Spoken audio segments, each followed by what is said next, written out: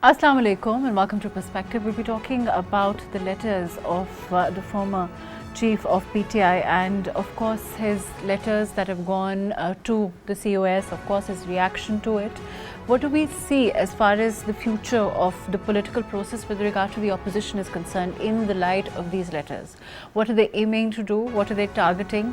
What kind of an effect, if any, can we expect in the light of the reaction that we've also seen from the COS? As far as the PTI itself is concerned, as far as the rifts between the party themselves are concerned, and the effect of that on any kind of a working relationship that the opposition can then have with the government at all. All of that today on Perspective. I have with me today Muneeb Qadir, who is a political analyst. Thank you for being with us today. We have with us Dr. Shezra Mansab, who's an M&A with PML-N.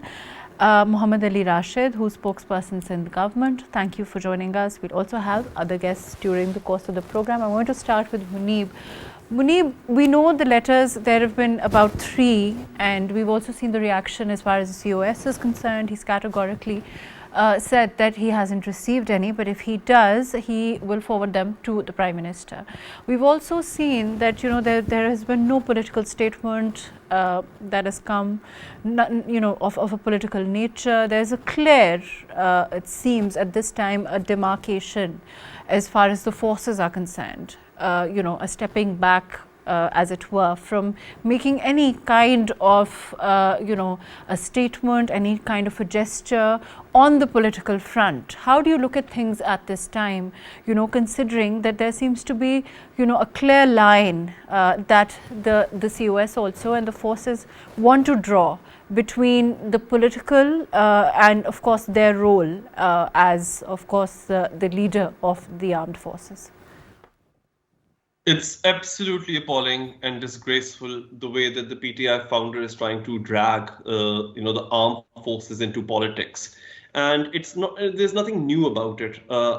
In 2022, when he was ousted, and might I add constitutionally so, from power. So at that time also he demanded, nay, ordered that any and everyone who's associated with the security institutions of the country should not be neutral, should never be politically neutral.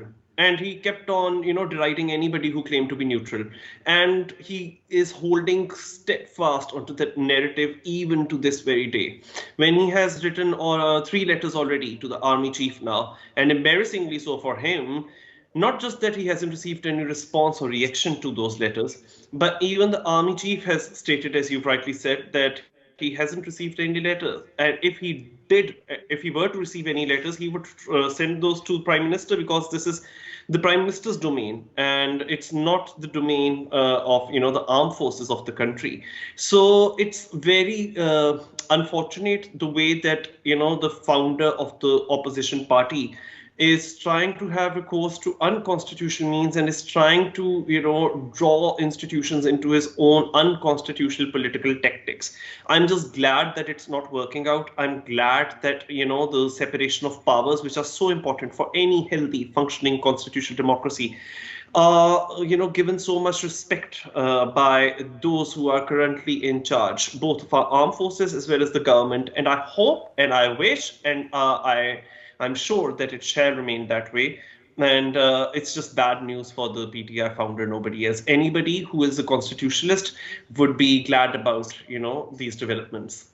Right, granted, Muneeb, let me go to Ali on this. Ali, on the one hand, of course, what Muneeb says is true, and one wants to applaud the fact that there is a clear demarcation that is being set, and there's a clear signal to, the political realm that the army and the COS also, and overall the forces want to steer clear of the arena of politics, so to speak. But on the other hand, when we look at the kind of talks that were earlier, one had hoped would lead somewhere between the opposition and the government, they also seem to have been halted, and that progress now seems to have been backtracked. How does one deal with that, in your opinion? I feel that the Chief of Army Staff is very clear and he said he hasn't received any letter, and if he was to receive such a letter, he would not even read it. And I think it's a very clear message to the founder of PTI that the army does not want to get involved in all this. If you look at the pattern, the first letter he wrote was private, and in which he applauded the Pakistan army and how the public loves the army and how the army is doing a good job. When he got no response, out of frustration, he wrote another letter mentioning how he's not getting the proper treatment in jail, which in prisons, it's not the domain of the army chief, right? You have like IG prisons, write to him, write to the chief minister, write to the prime minister, whatever, but it's not the job of the army chief to, if you're not being treated well, or if you feel the rules of the jail manual are not being followed or should be enforced. Then he wrote a third open letter, which became an open letter by the end of it. Initially, it started with a private letter, which was supposed to be a private letter, and they said we will release whatever is written later. So it is just a clear sign of frustration from PTI's end and the founder. I think they were the irony, because they said we don't want any kind of hum kya gulam hai, and we don't want any kind of external interference from the US or anybody else. They were actually counting on that. They were banking on that. They thought that when Trump comes, that it might be a game changer for them. He might try to do something. But when that didn't happen, now that he's taken office, so I think now it's like, alarm is ringing. They've realized that maybe it's too little too late. They're not, I think you can just sense the frustration of the PTI founder in the letters. In the span of 2 weeks, he's written 3 letters. I mean, that is just a bit, even if you... That's also interesting. Let me take Dr. Shezra on this also. Shezra, can you hear me? Dr. Shezra, there is, on the one hand, of course, when we look at the letters, there's... What do you think is the target here, as far as the former head of PTI is concerned? There seems to be, who is he targeting? Because clearly, as far as the COS is concerned, he's made a statement saying that he hasn't, and that if he were to, he would forward them to the Prime Minister. What is he trying to put out there, in your opinion? What is the aim of these letters? Thank you for having me on your show, Mahrukh. I think there are 2 things. One is that despite repeated statements by the army that they are not going to be a part of politics or any political things that are going on at this time in the country, and that they've repeatedly said that the political forces should talk to each other and try to find a way out of any problems that they might think that they're facing, or any problems that they think that the country might be facing. The second thing is that Imran Khan has just as consistently been saying that the only people that he wants to talk to is the establishment, that he does not want to talk to the political forces, that he thinks that the power lies with the establishment. Now, that is very understandable, because he, in the 2018 rigged election, actually did come to power through the then establishment. And he was very open about it. He used to say that we are on one page, and that all my numbers or any bills that are passed is always managed by the establishment. Right now, the establishment has taken a step back and said that they don't want to interfere in politics. And then that has really made him very confused. The PTI tried all tactics. They said they will, it was a kind of an attack on Islamabad that they did repeatedly. They came out on the roads, they did jalsas, they did all sorts of things, but they did not work out. And the last call that they gave on 26th November didn't work out. And then the Sawabi Jalsa recently also, we saw a very clear divide within the PTI, and there were very few people who came from the province, which is apparently, where they've been ruling for now more than 10 years. So this seems to be a desperate and last-ditch effort by Imran Khan to draw the attention of the establishment, of the political forces, of everybody, and of people outside Pakistan also. To try Dr. Shazri, that's something that, interesting, and I think that, what you're saying about his drawing, do you think that he's perhaps, by writing these open letters now, it's the it's the foreign media, or do you think that the target is it's somehow not within Pakistan, so to speak, the audience that he wants to play to is perhaps not within Pakistan? Yes, because they were waiting for Trump to take oath and to take office, and they were very vocal about it. And then one or two people who were on Twitter talking about him and freeing him, and so I think there was this very high hope from Trump that he would come and that he would say something about him or try to help him. At the same time, this is not something new. They have been targeting foreign, people, and not only that, he also they gave a dossier to the IMF as well.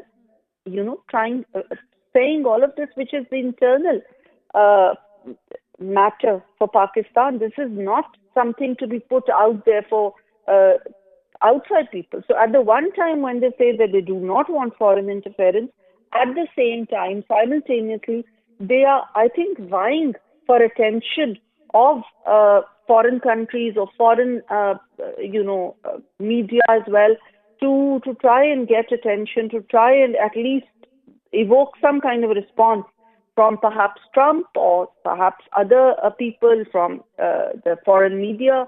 That is what it seems very clear that that's what he's trying to do, because he hasn't actually written any physical letters. He just calls them letters, but actually they're just open letters on the media, on various social platforms. Fair enough. Let me come back to you. I know you're traveling. Thank you for having so much patience with us. Fakhar Sahib, you heard what Dr. Shezra said, and as far as these letters and their effect in the international arena is concerned, we haven't really seen anything yet. And of course, the results of what was expected by perhaps PTI as a political party from the outside, internationally, so to speak. Do you think that this maneuver can have any effect at all?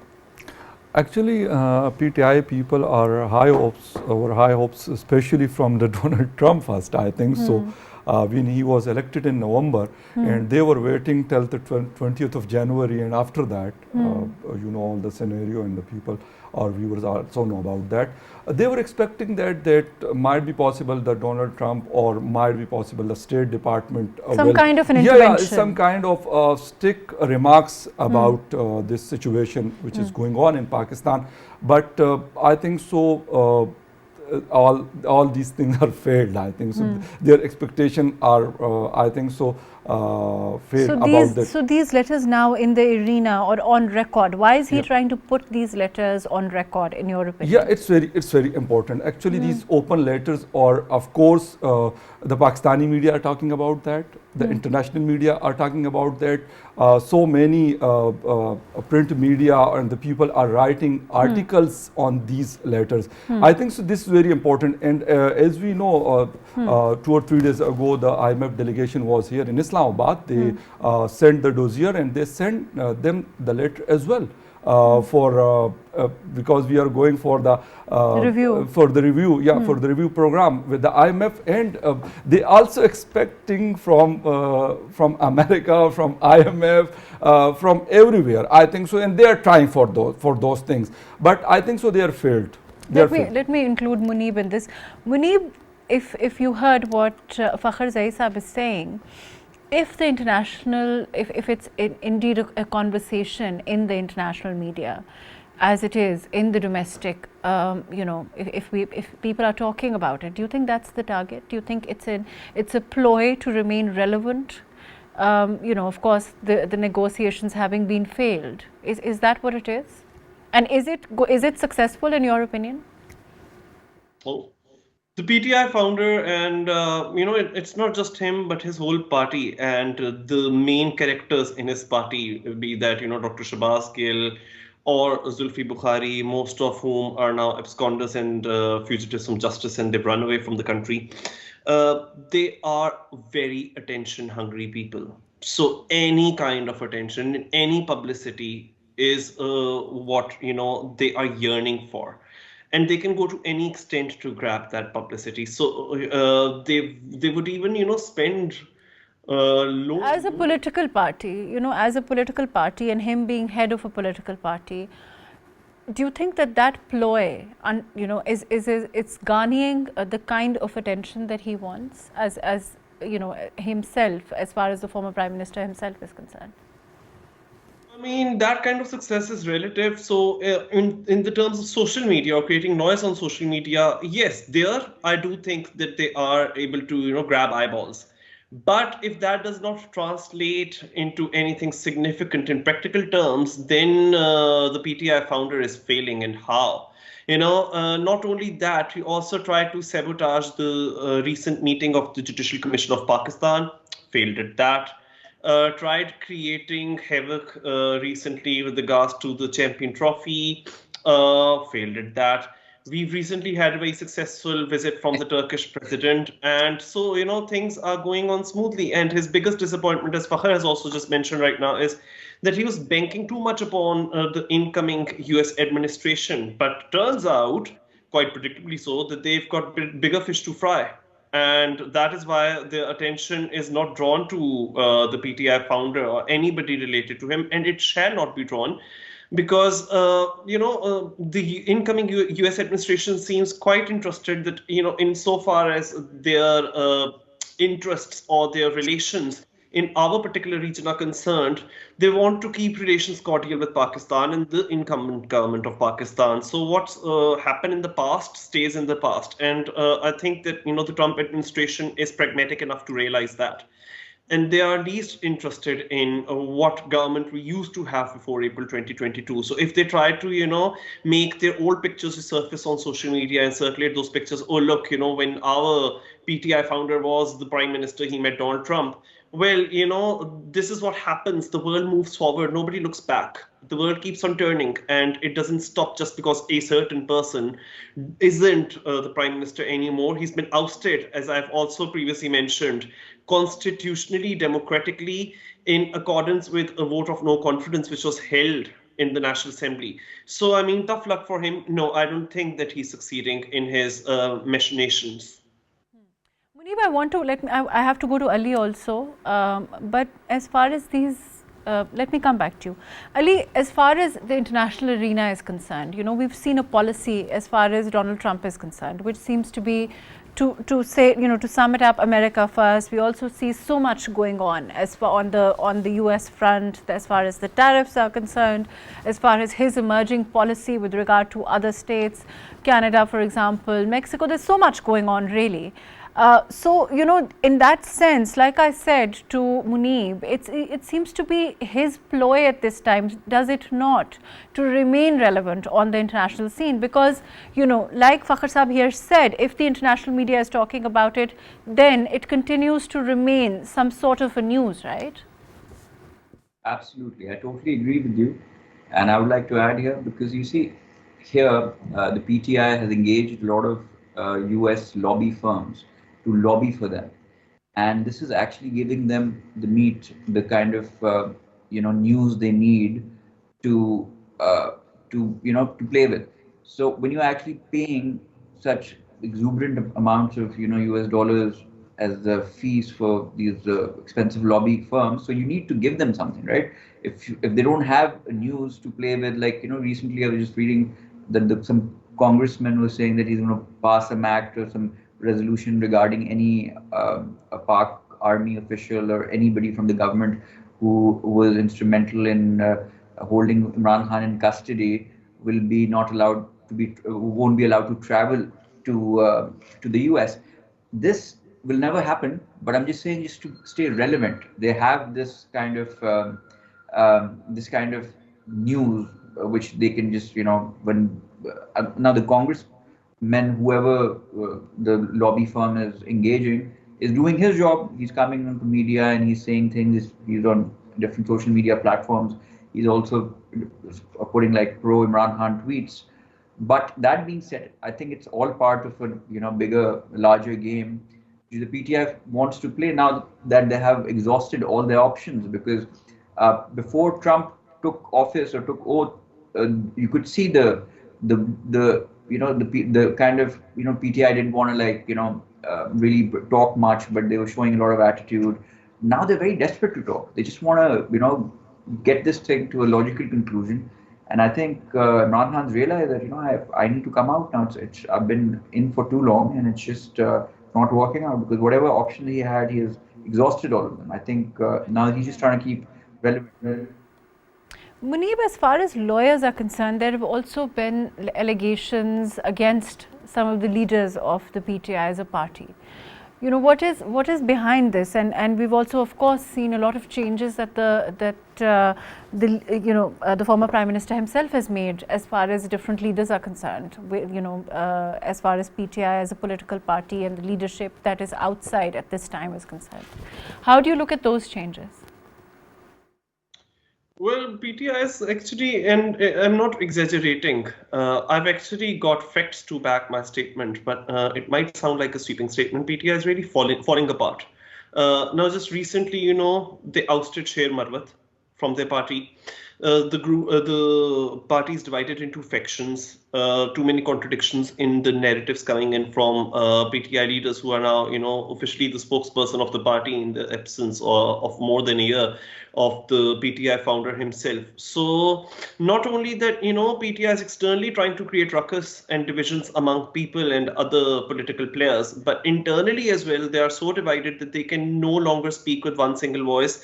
I think you also just mentioned lawyers. They tried to agitate the lawyer community recently. I was just talking about the JCP meeting, which they were trying to postpone, and which still went ahead. And just today, 6 new Supreme Court justices took oath for the first time outside the Supreme Court building. So they were not able to stop it. And in fact, the Pakistan Bar Council and the provincial bar councils, they all gave a joint statement recently that those lawyers who were agitating on the streets against 26th Amendment, against the GCP's meeting, did not represent the legal community. Only the bar councils could speak collectively for the legal profession. So at every single turn, PTI is faced with constant failures, and it all boils down to one simple fact: that they don't believe in parliamentary democratic style of politics. They only believe in demonstrating street power. And now even that street power is withering away. I've just said that on social media, perhaps they are able to create some waves, but those are very short-lived. And if that does not translate into practice, then, it doesn't come to anything. And our plans are just not coming to fruition, and they've got only themselves to blame. Fair enough. Let me go to Shezra on this. Shezra, as far as, falling apart or whatever's happening as far as internally is concerned, do you think that there's a chance the kind of situation that is, it's unfolding in front of the former Prime Minister also, even within, even though he's in jail, and of course, we've also seen the decision in the Al-Qadr Trust and all of that. Do you think that there are chances that he can actually realize that now is the time that he needs to really get his team in order and get them to sit with the government? The attempts have been made, I know, and we know that in the recent past, things went further than ever before, but then again, he backtracked.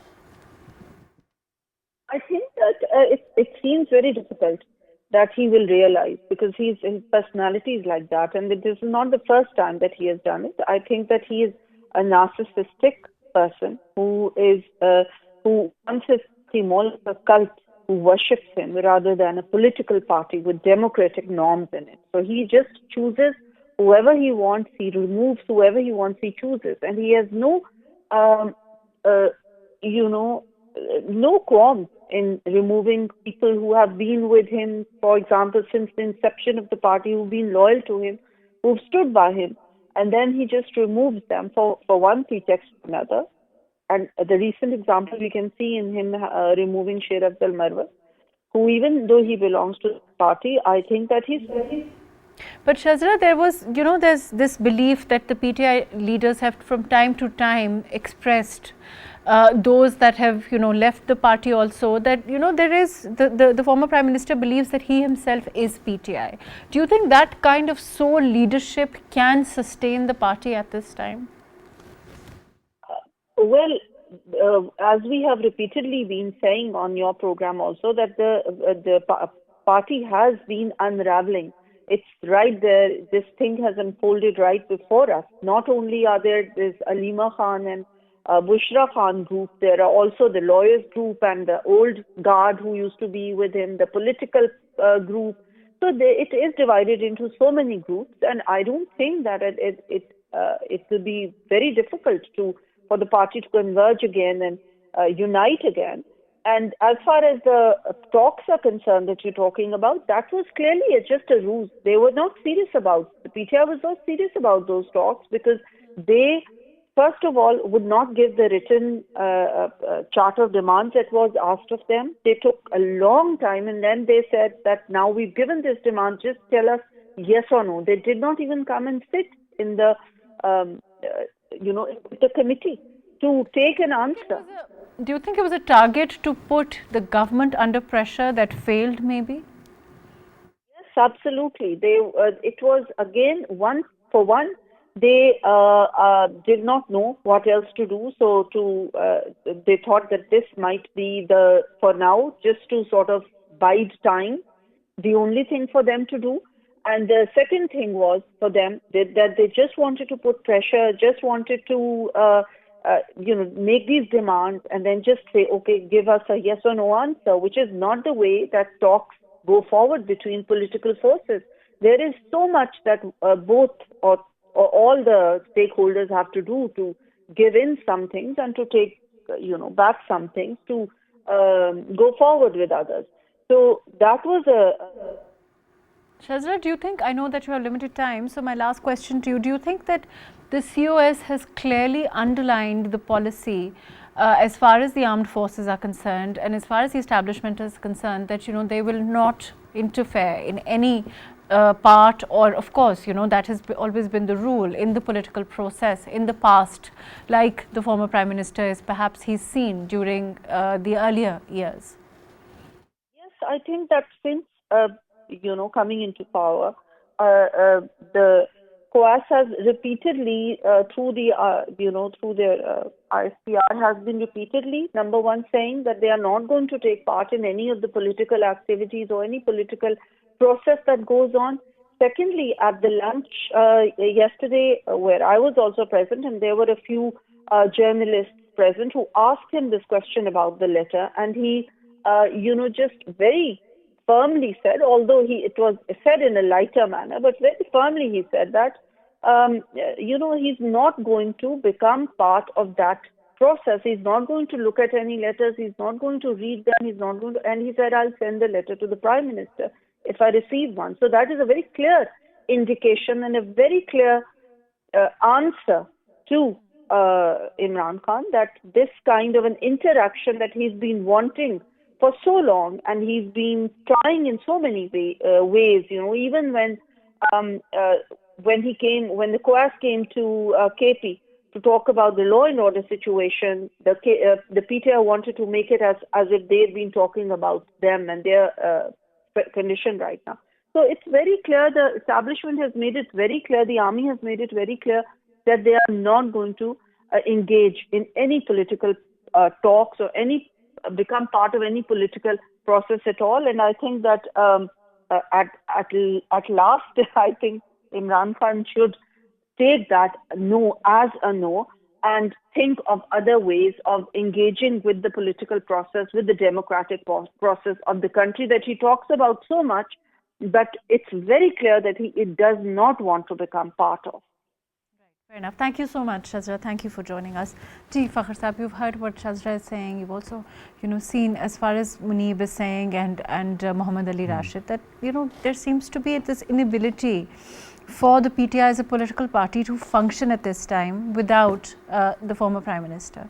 Do you think that kind of leadership model has, somehow, it's been exposed and it's failed unless you have a structure. Because we've seen in the past when, of course, Nawaz Sharif Sahab was, not here, when they were in jail also, the senior leadership, there was, the leadership on ground was able to sustain the party. Of course, we saw Maryam Nawaz's role, but also, the other leadership, when we look at a kind of system within the party that works.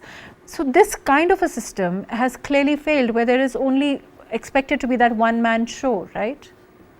You're right. Actually, PTI is the party which is based on the former Prime Minister, I think so. He is the only person and the people are following him, not the other leadership. But if we are talking about the PML-N or Pakistan People's Party, they have, I think so, there's political structure. They have senior leadership in PML-N, Khwaja Asif Saab, Khwaja Saad Rafiq, Khurram Dastagir, so many people, SN Iqbal Saab. In Pakistan People's Party, we have so many big names. Do you think it's the over-reliance on his own role as the one and only? Of course, he says that he is PTI, and of course he says that the vote bank and everything is his own. But the question is, even if that were to be taken as true, can the party itself function without a structure, without able people? No, this is not possible. I think so. This will be very difficult for the PTI or for every political party. I think so. If they want to politics for the long term in Pakistan or everywhere in the world, of course they should have their strong structure. I think so. In Pakistan Tehreek-e-Insaf, there are some people which is serious, but I think so they don't have a power in their hand. But why? Why are there so many rifts erupting between the leadership themselves? When they know that their leader is incarcerated and he's not on the scene, then why is there that lack of maturity that is perhaps one finds in other political parties? Actually, we can talk about the Khyber Pakhtunkhwa government. I think so. There are Gandapur Saab and he's leading the other group in Khyber Pakhtunkhwa. The other one now is Junaid Akbar Khan. Which is the new leader in Khyber Pakhtunkhwa. Yeah, it's a big change. I think so. This is very tough thing for PTI and especially for the people of that province. Actually, Gandapur Sahab wants something else, and the other people want something else. This is the tough thing, and I think so. The former Prime Minister, the situation for him is also very difficult. Of course, he is in jail and he will meet to Gandapur Sahab, then Barrister Govt, then to the Umar Ayub and someone else, and Junaid Akbar Khan. I think so. This is very difficult for them if the power of the Pakistan Tehreek-e-Insaf, which be in the hand of the right people, which is serious in the politics, and I think so. They follow the democracy and the system of the parliament. I think so. This is PTI is lacking all these things. I think. Let me go to Ali. Ali, do you think this lack of maturity is perhaps something that because it's a relatively new political party, and they lack the kind of, for example, if we look at the PPP or we look at the PML-N, these are old parties, and therefore they have structures and they have people, there is reliance, and of course the leadership is there, but if they are not on the scene, which we've seen in the past also, there is a structure in place. But you see, in my opinion, there's a saying in English, they say you're young only once, but you can be immature forever. So I think that's the case with PTI, and I don't think they'll get the maturity won't come. And I think they have a good opportunity right now when the doors from the establishment and the army have been totally been slammed on their face, shut. They should be grateful. There are political parties in the government who are still willing to talk to them, and they have that option. They just have to be flexible. They just have to be respectful. They just need to get their act together. As I think somebody else is also saying, Imran Khan just kicks people out. Then that Sher Marwat guy, he's like Mujhe kyun nikala, comes into parliament. I mean, it's become a joke. The party within the party, its own members, it's become a joke. it's about time they get serious. They have some serious following in the country. People do have expectations. You can't deny the fact that some people do follow PTI. So for their sake at least, get a bit serious, get a bit mature, and think of the country and be part of the solution, not part of the problem. Whenever something important is happening, they want to come out on the roads. Whenever something's going on, they want to create some kind of hamper up progress. They want to. They just like celebrating any shortcomings we have as a country, and they don't do anything to appreciate the good work which is being done. I mean, if you look at it, in the past year, things have stabilized quite a bit in Pakistan. The inflation is coming down, investors' confidence is coming back, the dollar is stable for quite some time. So this is all. They've also given out the dossiers to the IMF team. Yes, exactly. It's just if we just keep this momentum going, we can be in a good place as a country and as a nation. So maybe you should just think beyond himself. Imran Khan should just think, just get out of that selfish. But what are these dossiers targeted to do? Are they targeted to stall the IMF program? What are they targeted to do? Absolutely. I mean, can you imagine? I mean, the finance minister, the previous one from PTI, was wanting to write a letter to the IMF when we were on the brink of we were about to default. We were close to defaulting, and he was writing a letter to IMF that not to give us funds. People who follow PTI, they're entitled to their opinion, but this kind of the policy overall, as far as PTI as a political party is concerned, under the leadership of the former Prime Minister, has not changed. It seems there's a continuation of the same as far as the letters are concerned, and of course the kind of maturity at this time that one would have liked, it doesn't seem to be on the scene. Let me go to Muneeb. Muneeb, also, other than that, as far as overall, writing to the CJP is concerned, writing letters overall, IMF, or there is this kind of, like you also said, and we've spoken, whether it's a ploy to stay in the news or whether it's a change of narrative that he wants. As far as the army courts are concerned, is it not true that as a political party, during their own tenure, they were in support of this? And isn't it wonderful that Justice Musarrat Halari, she said exactly the same thing, that, when the 21st Amendment came in and there was going to be a military trial of civilians, particularly in crimes of terrorism and in very, very, very serious, heinous crimes. At that time, PTI had favored military trials, and the PTI founder, who's now in Adala jail, there are statements where he had strongly supported, military trial of civilians, and had suggested his complete faith in the due process of military trials. How come all of a sudden they are saying the total opposite of what they were saying a couple of years ago? Is it because now they are at the receiving end of the justice which they had so much faith in? So this just comes across as extremely disingenuous. And I think that, you just mentioned writing letters to the Chief Justice, writing letters to external organizations like the IMF or even the European Union with regards to Pakistan GSP plus status. They had tried to sabotage so many of Pakistan's international deals, which are absolutely crucial to providing a lifeline to this nation. And so I think that this reflects not just immaturity, but even criminality of their approach. Towards politics, because this is not how politics is done, at least not a healthy kind of politics. This is only about, serving your own interests and throwing the whole nation under the bus. Well, guess what? We have been functioning with, 3 years PTI having been out of power, and the warnings that they had been tried to sound, that we would turn into Sri Lanka, or this will happen, that will happen. None of that has come to fruition, and we keep soldiering on. So they can try as much as they want to, but that's the maximum they can do. Right, fair enough. Thank you so much for being with us. Thank you for joining us, Fakhar Saab. Thank you for being with us today.